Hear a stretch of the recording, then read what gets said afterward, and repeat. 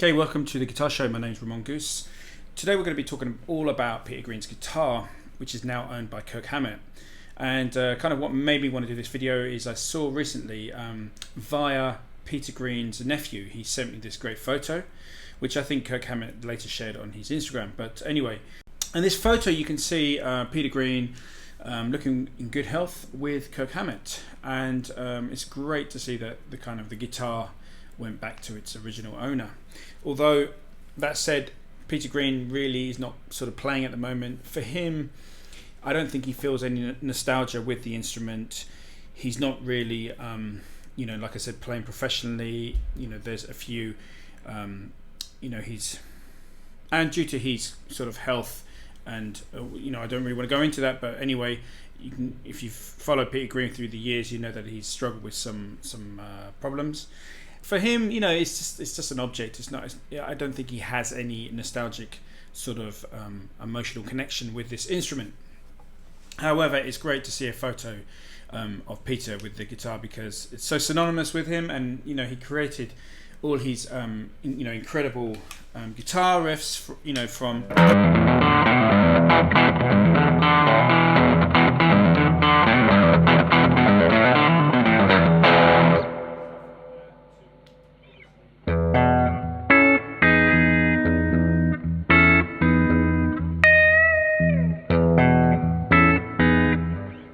Beautiful iconic riffs, and it had such a unique tone, because this is what we're really going to get down to in this video is pickups, which we're going to talk about in a minute. But so anyway, I just want to say it's great that Kirk Hammett's got the instrument. He's playing, apparently they do Whiskey in a Jar, Metallica play that song, and he gets out the Peter Green Les Paul, because obviously Gary Moore owned it as well, and I think it's kind of like a tribute to Gary Moore, because Kirk Hammett is very influenced by Gary Moore. So that's really nice that he's able to bring the guitar, and thousands of people are going to see that guitar at the concerts, and lots of young fans are going to see this old guitar and they're going to think, what is this guitar, what's the provenance of this guitar? And it also adds to the provenance as well, kind of coming from Peter Green and Gary Moore and Kirk Hammett. It's a lineage of performers in the rock world, and it's just great. It's really, really cool. So without further ado, let's just talk a little bit about how this guitar has become so famous. Mainly it's like the kind of tone. Obviously this is not Peter Green. I don't know why I'm holding this like it's a Peter Green guitar, because it's absolutely not. It's not even a Gibson, but anyway, doesn't matter. We're going to be focusing on the neck pickup here. So this actual neck pickup was broken. Something happened in it, and Peter Green took it out. I'm going to flash up this photo here, and as you can see, it's Peter Green playing this guitar without the neck pickup. It's got a hole there. So I think it's possible that Peter Green thought, well, I want to sound like Eric Clapton. Eric Clapton was pretty much just playing all the time on the bridge pickup, especially a tune like.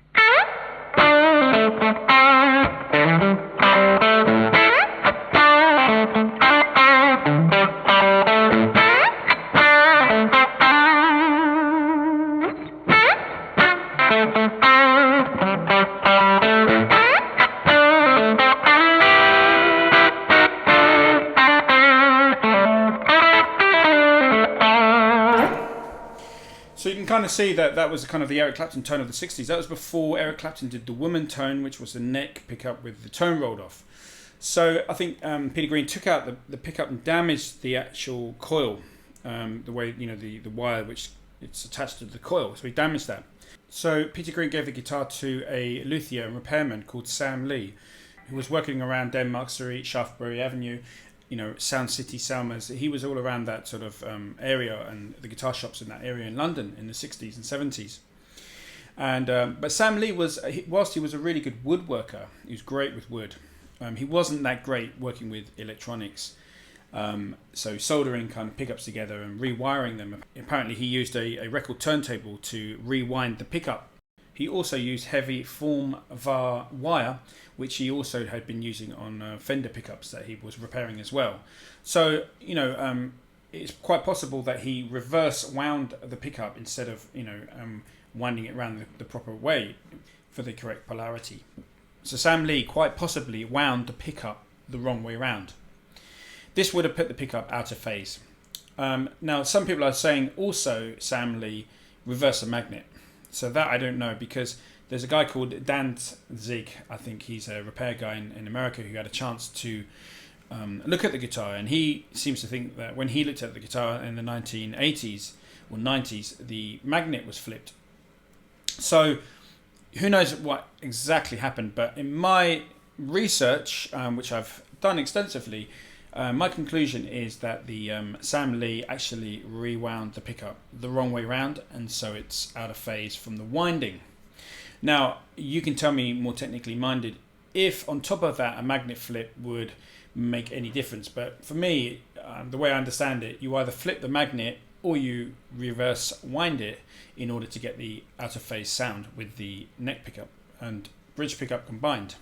So magnet polarity is also important, and a lot of early Les Pauls from the 50s, the magnet was incorrectly installed, and I think Joe Bonamassa, who we're going to talk about in a minute, he also owns a Les Paul with the magnet which is flipped around the wrong way. So I think what happened was then Gibson put a little T on the plastic or somewhere in order to know which way up the magnet had to be, and to rectify that problem. But you know, there were 335s and jazz guitars and Les Pauls that were all sold where the magnet was accidentally flipped, and so they were accidentally from production out of phase. But what's special about the Peter Green sound is it's a little bit more subtle. I think it's a little bit more musical. And like I said, I've really delved into this, so you can take my opinion or not, but for me, even if it has a magnet flip, what's really important is the form var wire and also a reverse wound pickup. So I'm going to do like now a video of me playing this guitar here, which has got a replica of the Peter Green pickup with everything I've just told you, and the SG, which is just a magnet flip to achieve the out of phase pickup sound. Okay, so hopefully I'm in a different instrument. Obviously a Les Paul sounds different from a SG, but these pickups are made by the same maker called Mojo Pickups. He actually doesn't make humbuckers anymore. These are not for sale, these pickups, so I'm not advertising here or anything. You can't even buy them if you want to, but I'm just saying that because they're made by the same maker, so you can hear and see if there's any difference. So let's play that now.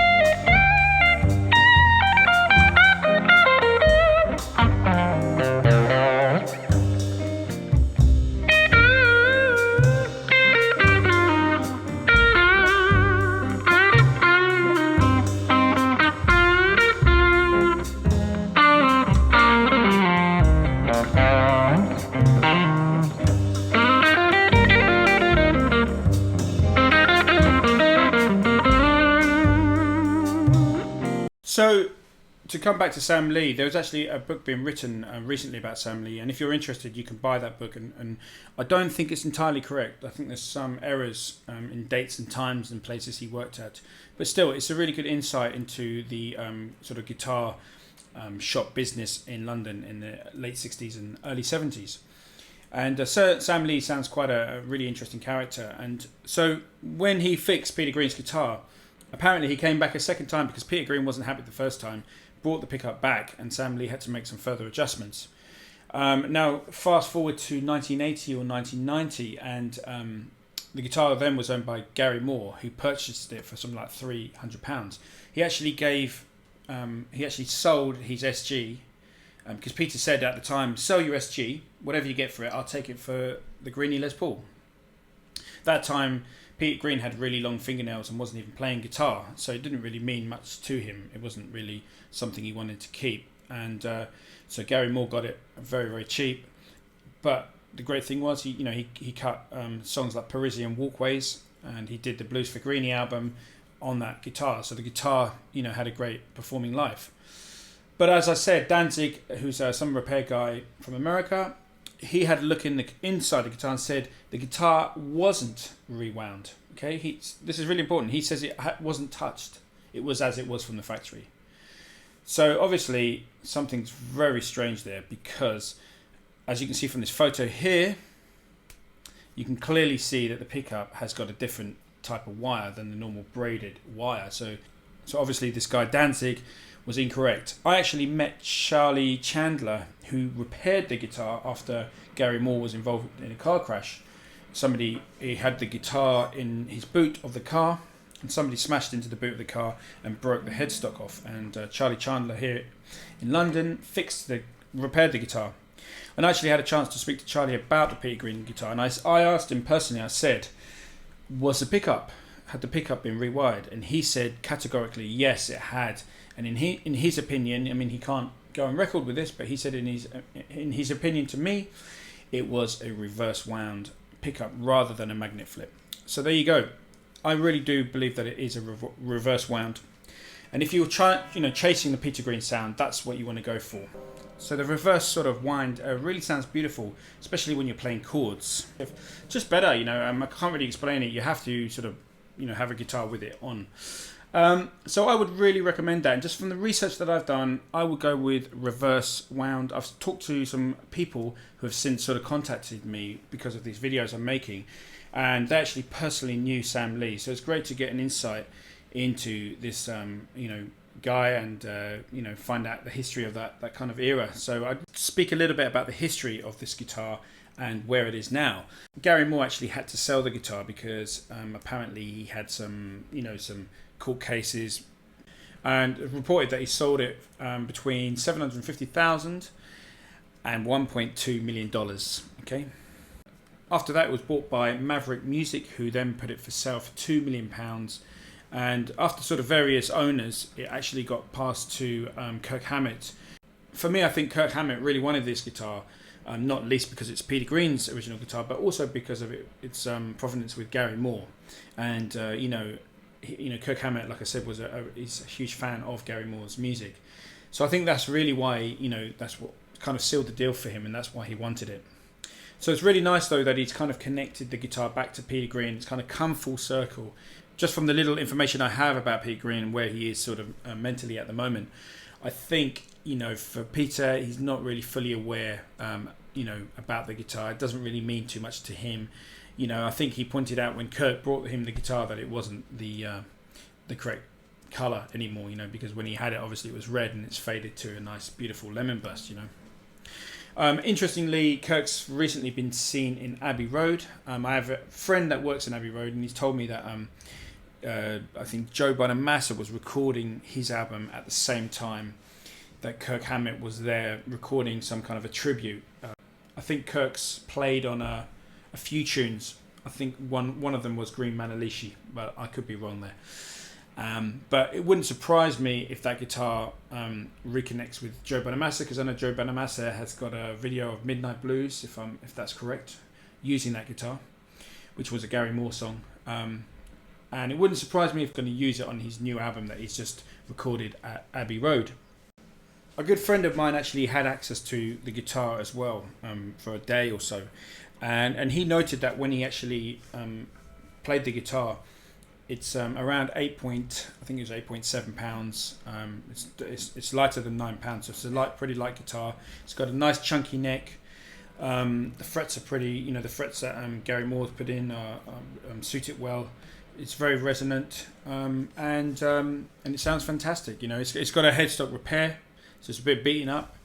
The machine heads have been changed, and obviously you can hear it with Metallica being played at the moment. And really, that's kind of the point of this video, is to say, you know, well done Kirk Hammett for actually, you know, playing the guitar, for buying the guitar and playing it. And Metallica, you know, it's not a band that I listen to a lot, but I really do like their vibe. I think they're great people, all of the band members, and and there's some great, I like the ballads, the slow music is fantastic. So, you know, kudos to Kirk Hammett for, you know, getting hold of this guitar and playing it live. Thanks for watching the video, guys. Remember to put any thoughts or anything in the comments section. Really appreciate you guys, you know, checking out the channel. And if you've got any ideas for future videos that you want me to look at, I'll be a pleasure to do. So God bless. Hasta la vista.